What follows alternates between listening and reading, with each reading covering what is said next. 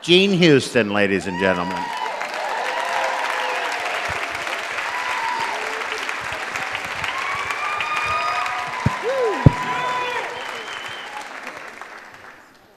You know, I look out at you, what I can see of you, and you remind me of a very important story. It tells me a lot about you. It seems that Mrs. Rosenberg goes to her travel agent. She says, listen, darling, this year I don't want to go to Israel. I don't want to go to the south of France. This year I want to go see the Swami of the Year, Swami Ananda. He says, Mrs. Rosenberg, you know, you have to take 5 planes, and then you take a broken down bus, and then you have to go in a yacht cart over the Himalayas, and then you walk for 3 months, and then you're online for 2 months. That's right, I'm going to go. Book me already. So she takes the 5 planes, and she ends up in Kathmandu, and she gets on a broken down bus, and she finally gets on the yak cart and helps push the yak, you know, itself over the Himalayas. And she walks for 3 months, and she gets online for 2 months. And finally, she's there, first person to enter the cave of the great Swami Ananda. And a little man, all in a, you know, with saffron, a little bindu, says, you realize, of course, you could have only 3 words with the great Swami Ananda. 3 words, darling, that's all I need. She goes in, and there he is, this beautiful, beautiful man, his eyes rolled up in samadhi, and people chanting on either side, you know, and incense. And she leans over and she says to the great spiritual master, Morris, come home. I tell you this story because I look out and I've been meeting you and I'm seeing all these Morrises. You know, people who have had a very different life from what was expected. Yes? How many Morrises are here? Because, my friends, you know, you are mything links. Did you know that? You are mything links, especially as professionals in the transformational entertainment business. You are the living connection between the great stories of all times and all places and the playing out of these stories in everyday life, yes? I mean, beneath the soil of your everyday world lies the vast root system of the what was once and what could be. And you have felt this. You have felt this in your life. In every quest, and raise your hands if this is true of you, in every quest you have wandered with Parsifal in search of the Grail. Yes. You have followed the yellow brick road with Dorothy, trying to get back to Kansas. You've labored with Psyche to be reunited with Eros. You've meditated with Buddha under the Bodhi tree, determined to reach enlightenment. How many of you, yeah, look at all the hands. I know this is California, you expect that. Now, story is the juice through which consciousness and culture moves, and we're living in the time of the changing of the story. We might call it emergence through emergency. Let me give you an example of how this is happening. We know that there is the rise of women all over the world with terrible backlash, but it's happening, yes? Yeah, perhaps the single most important event of the last 5,000 years. It's going to change everything, and it's doing so. Okay. I'm in India, and I am in one of the little towns that has only one television set. It's sitting in the tree, and it belongs to an old Brahmin lady. And people come in, and they tie up their water buffalo, and they sit to watch the great performance of the 30 episodes of the Ramayana. How many of you know about what the Ramayana is about? About Prince Rama and his beautiful wife, Princess Sita, how they are betrayed of their kingdom, and they spend 14 beautiful years in the forest until she is abducted by the 10-headed monster Ravana. And so he gets an army of monkeys and all kinds of associates to go and rescue her. Beautiful, and I'm thinking, this is gorgeous, you know, it was Bollywood at its best in terms of, you know, color and magic and beautiful costumes. And I think, oh, I wish we had something like this in America, but you can't do it with George Washington, you know what I mean? And the old lady says, oh, I don't like, the Brahmin lady, I don't like Princess Sita, she is much too passive. What? She is too passive. We women in India were much stronger than that. We have to change the story. Madam, the story is at least 3,000 years old. All the more reason why we have to change it. You know? Terribly out of date. We have to change the story. And so then she began to discuss it with, in Gujarati, and people were, agreeing with her. It was like listening to a group of Baptists in Mississippi rewrite the Gospel of Mark, And, well, anyway, after this beautiful, beautiful production, what comes down? What is everybody watching? What is downloaded from the satellite? Dynasty. I am so embarrassed. I am so embarrassed. And the old lady turns to me and says, "Sister, don't be so embarrassed. Can't you see it is the same story?" How can you say that? You got the good lady, you got the bad lady, you got the beautiful clothes, you got good versus evil. Yes, indeed, it is the same story. Here it was, the world story, literally weaving through the minds and psyches of hundreds and millions of people. But the main point is that the story is changing, yes? Now, the story is not only changing with regard to women and men. You can't have the single hero anymore. It has to be the team. And people from many ethnicities, yes, on the great journey of transformation, and of all ages. Of all ages. This is very, very, very important. And that's why, friends, we have an opportunity to play a role in the greatest transition drama the world has ever seen. The time we are in right now is the great either-or of history. That's why you have to believe that you are more, that you contain a second self, that in fact you are a fetus of your higher self. And you are an evolutionary being, ready to be born, as my dear friend Barbara Marx Hubbard says. Birth is a journey. Second birth is a great journey. New birth requires new being. It means laying down new pathways in the senses to take in the news of this remarkable world. It means extending the field of your psychology so there is more of you to do so much of this. It means that you create a richer, juicier story, a new myth to comprehend your life and begin to live out of it so that you stop boring God. And it means that you be sourced in God's spirit love that moves the sun in all the stars. And you really begin to, and you need rituals, not just myths. You need ritual. Ritual comes from the Sanskrit word rita, which means art, discipline, the dance, that which illumines our transitions. One of our great problems in America today is we really don't have serious rituals. We have sport, we have football. You don't think that's a ritual? 11 young heroes carrying the holy egg through the womb of the goalpost. While the ersatz virgins dance and scream on the side. But we do need powerful, powerful rituals of transition. Rituals which allow us to illumine the transition of our lives. Yes? How many of you are trying to find the rituals? It's very, very important because you need the portals through which you announce to the universe that you are ready and willing to take the next step of human growth and human possibility. Now, I'm going to tell you this means that you become social artists. What is a social artist? It's a field that I've helped invent. It is a social artist is an artist. I mean, it brings the same kind of passion and skill, stick-to-itness that a fine artist brings to his or her own materials, except the canvas is the social canvas. Now, this is very important. I mean, I have a foundation, it's with my name on it, which has been designated by one of the main people at the United Nations that I had to train 5,000 people in a couple of years in this work, who have to train 100 million people in 10 years. Anyway, but we've gone past the 5,000. What is a social artist? You are a social artist.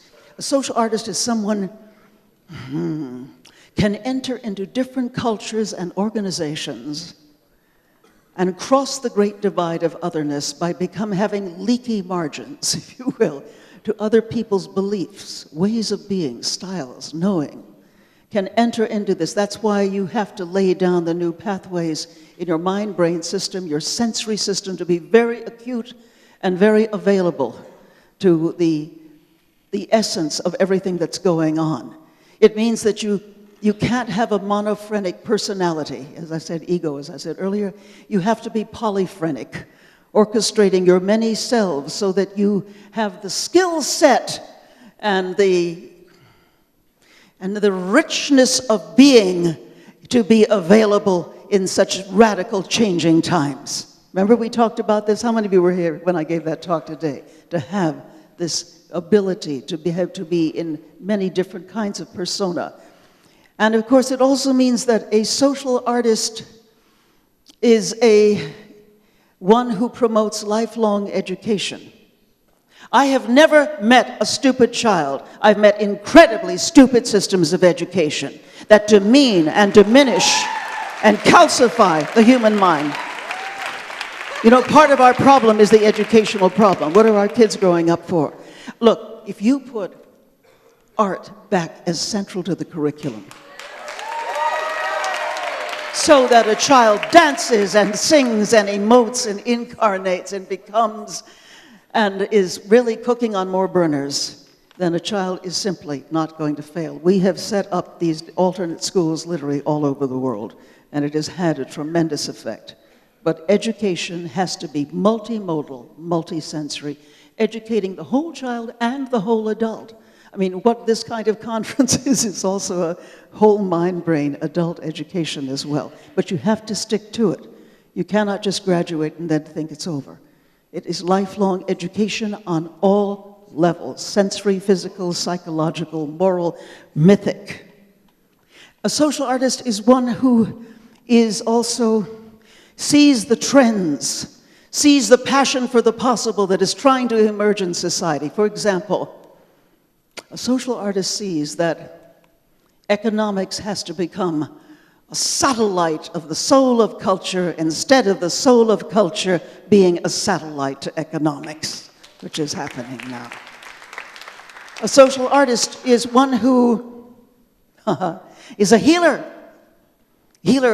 of both people and societies. But by healing, I don't mean redemptive, salvational healing. You know, that makes for jihad and defense and preemptive strikes. No, we're talking about healing as evolutional. There's somewhere to go. There's something to become. This is where the great story, friends, serves as the lure of becoming to call us on to not just healing, but making whole. A social artist is a humorist, a fool, can be totally silly, can dissolve the barriers between the self and others. One of the things I do in my work all over the world as a social artist is I learn 500 words of a language. I dress in the costume, especially in a sari, the old ladies get, because it's always falling off. But they say, "Sister, you look terrible, let us fix you," and it makes for a new level of deep appreciation. But also jokes. All right, now challenge me. I can tell a joke from any culture in the world. Challenge, throw out some words. Come on, who? What? Where? Australia. Australia, did you ask Australia? So E.T. is flying over Australia, right? And he's hearing all these ads for Foster's beer. So he thinks he's going to go down. So he goes down Alice Springs, goes to a bar. At the end of the bar is a trucker, lorry man, 300 pounds, nice bloke. And but little T at the other end says, I'll have a Foster's, please. Jumps on top of the bar, runs the length of the bar, puts his face in the lorry man's beer and goes, runs back. I'll have another beer, please. Face in the lorry man's beer. Well, this goes on, and after 7 or 8 times, lorry man, nice bloke, says, slow to anger, says, "Hey, mate, you keep that up. I'll pull out your arm." "That's okay," says E.T. "I'll grow a new one." "Well, then I'll pull out your leg." "That's okay, too," says E.T. "I'll grow a new one." "Well, then I'll pull out your wanger." "Ain't got none." "Ain't got no wanger?" "No."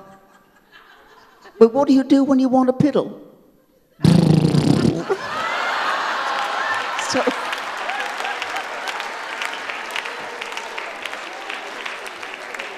Oh, well, it's late, you know. Now, no, you really, I find that, you know, as I told you, I'm the daughter of a comedian. I find that you really, once you have laughter, then you have all kinds of new possibilities. I mean, the social artist really creates social theater wherever you go. I cannot tell you how important this is. You know, and this is something that we've done all over the world because people will tell their problems, they will sing and dance, they will have radical catharsis if they are involved in social theater. It's very important to be able to create that.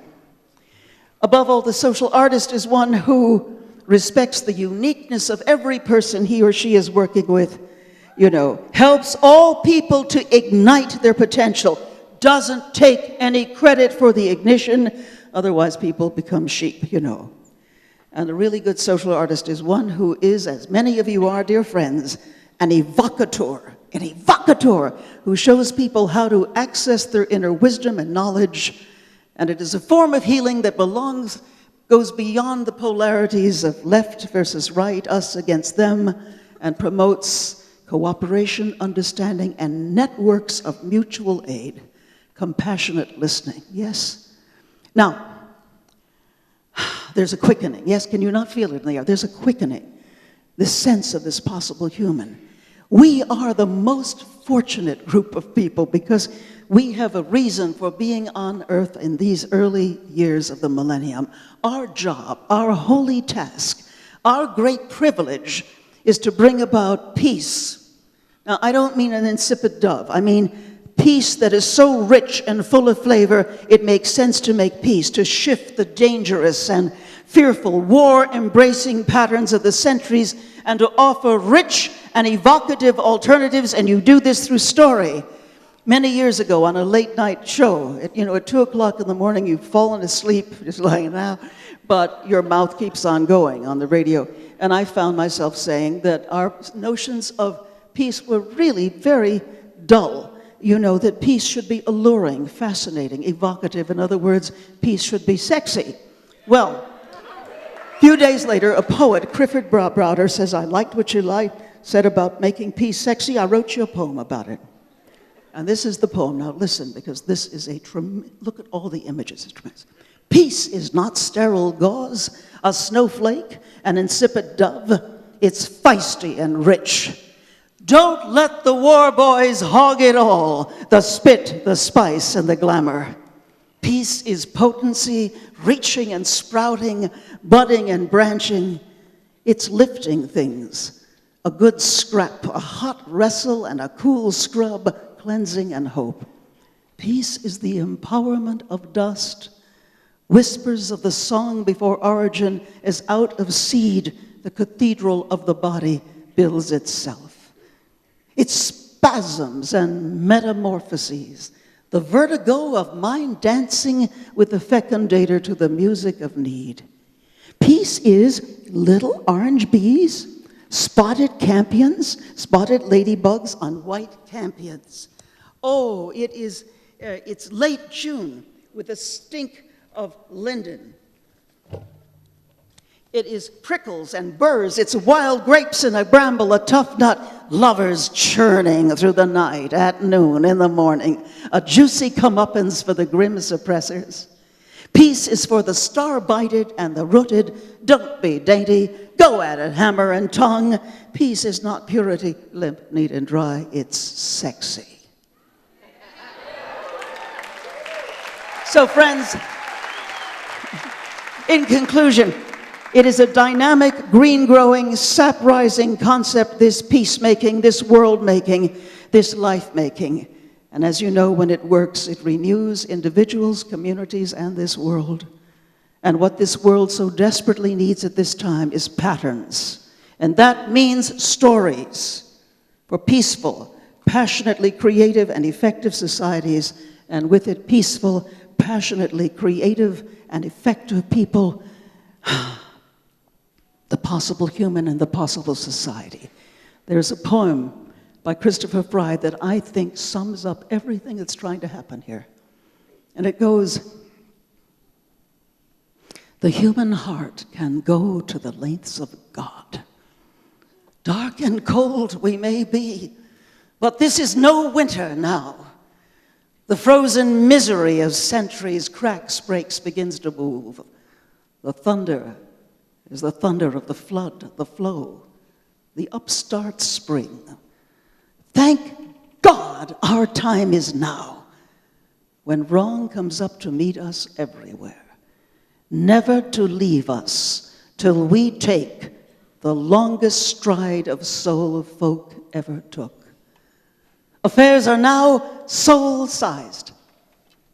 The enterprise is exploration into God. What are we making for? It takes so many thousand years to wake. But shall we wake? For pity's sake.